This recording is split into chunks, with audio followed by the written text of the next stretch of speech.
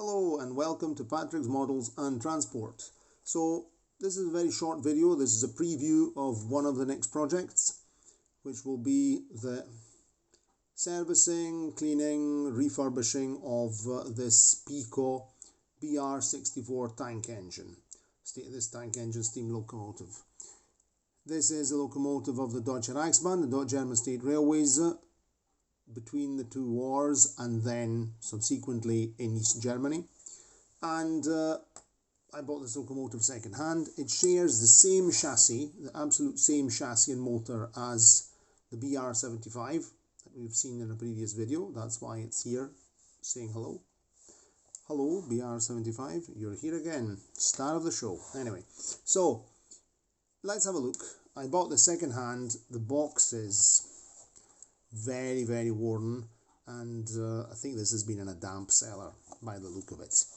I'll try and restore the box because I like to have my boxes tidy, because I also pack my things away. So nice sturdy box, it's a good box, and here's a locomotive in here. There we go. I like these boxes, they're no nonsense, solid East German cardboard. And out it comes. So we can move the box out the road and have a quick look at the locomotive. As you can see, dimensionally, it's very close to the BR75. The BR75 chassis is a bit longer, right? That's all the difference. The wheelbase is the same, the chassis is the same. If we take them side by side, there we go. Here we are. They're absolutely identical. Absolutely identical. Pony trucks included, chassis, drive, etc. Here we can see the suppressors, right? These are the suppressors so that they don't cause interference with radio and telecommunication, televisions, telephones, etc. As you can see, the BR64 is much more oxidized and in a general scruffier state. So let's pop this boy back on the rails.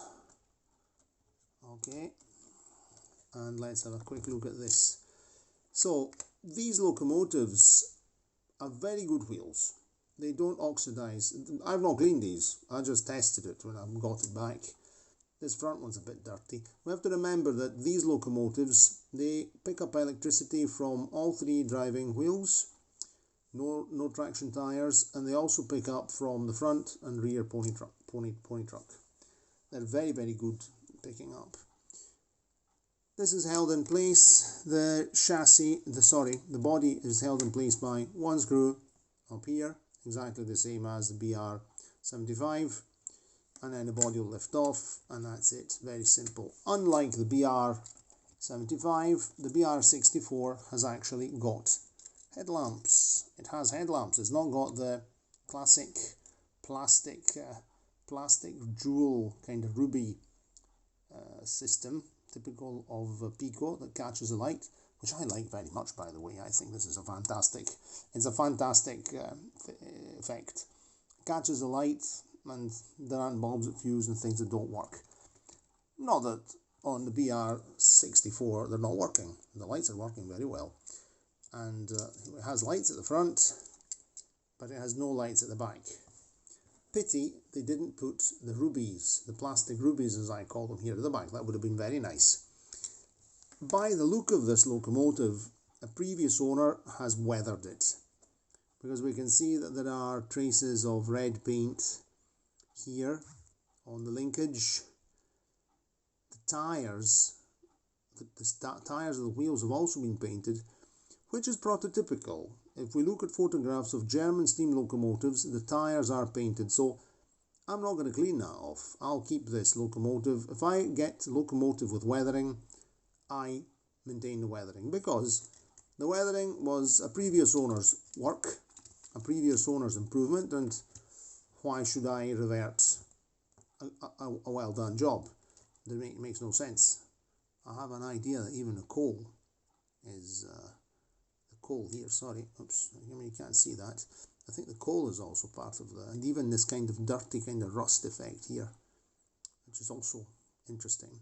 Anyway, this has been weathered, so, and weathered it will stay. Anyway, that's it. Let's see the other side. yes, we can see kind of dirt red paint on the tires, and if you can see, well, you can see, of course, we're here to see, and it's a very, very well made body. The casting is very precise. Look, we can see all the various small, in the moulding, these small pipes. It's really very good. This is really an excellent casting. This is an East German production, of course. This is made in East Germany. In fact, if we go and look at the box, let's look at the box. The box says, or what remains on the box here, in fact, on the box, VEB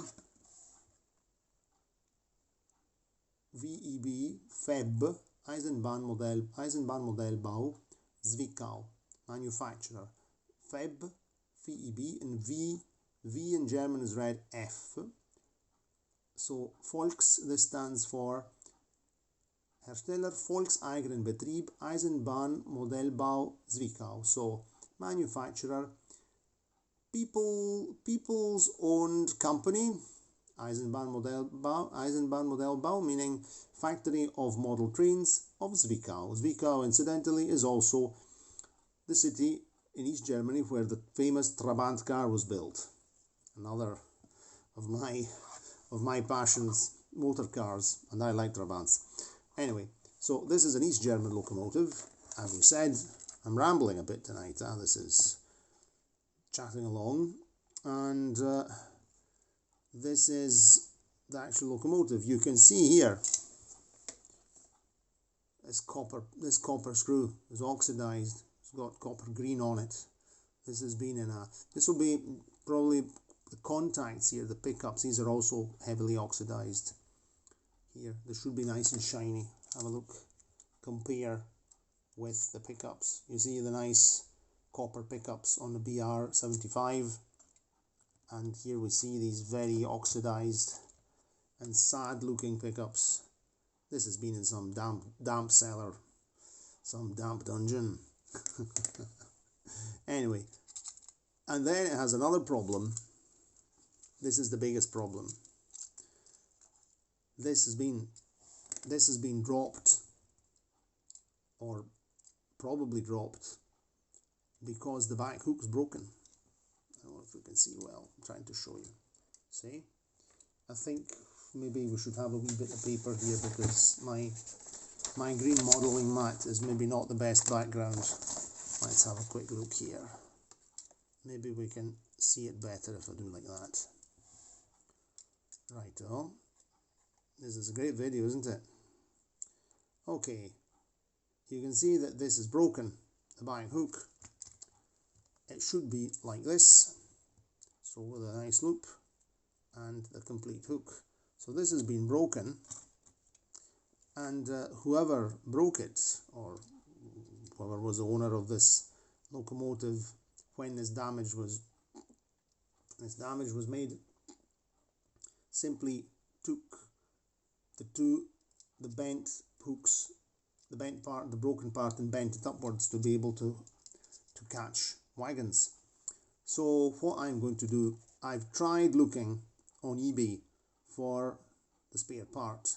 So the spare part is not the pony truck, but the hook.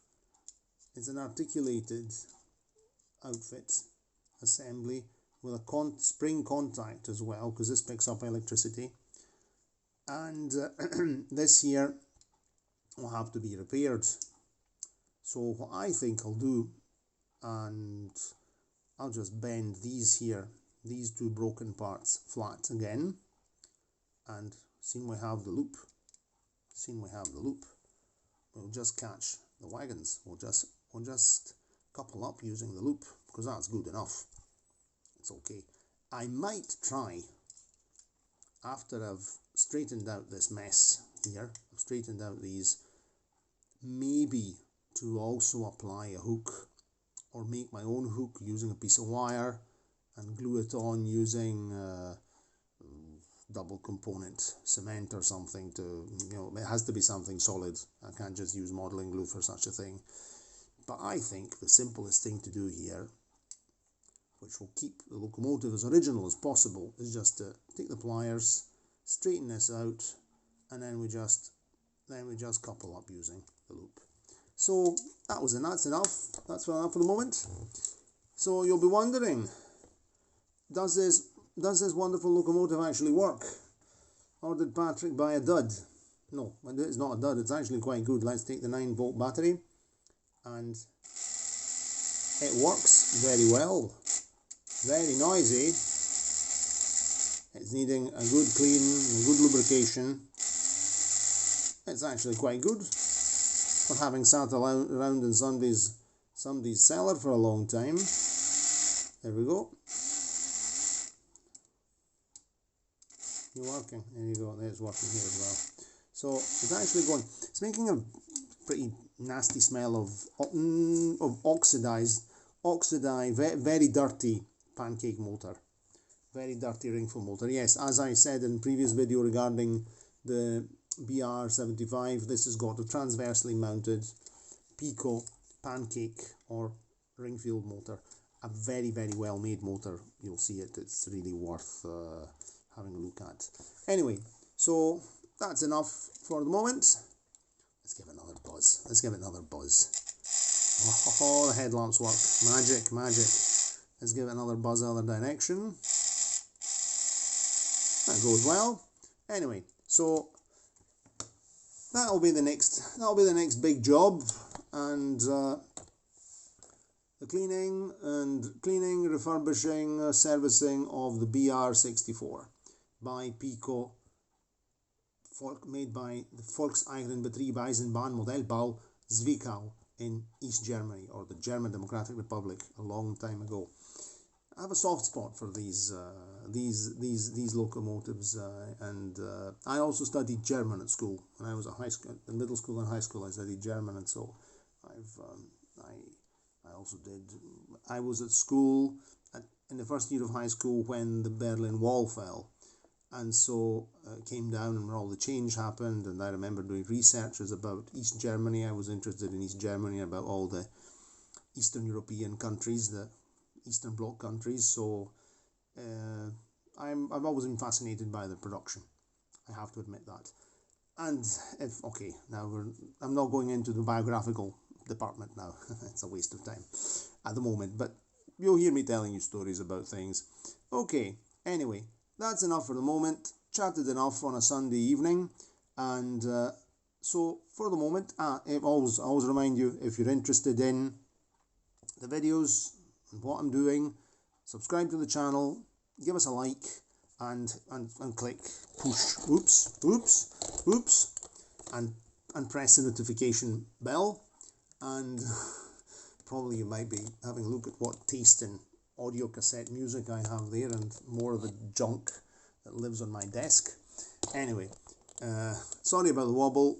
It's just a very, very informal video tonight. Not that my footage is really very professionally done. It's more rough and ready. Anyway, to round things up, if you're interested, subscribe to the channel, give us a like, and press the notification button, so that way you'll always be updated on what's going on around here. And so it's cheerio from me for the meantime, and see you next time. Ciao.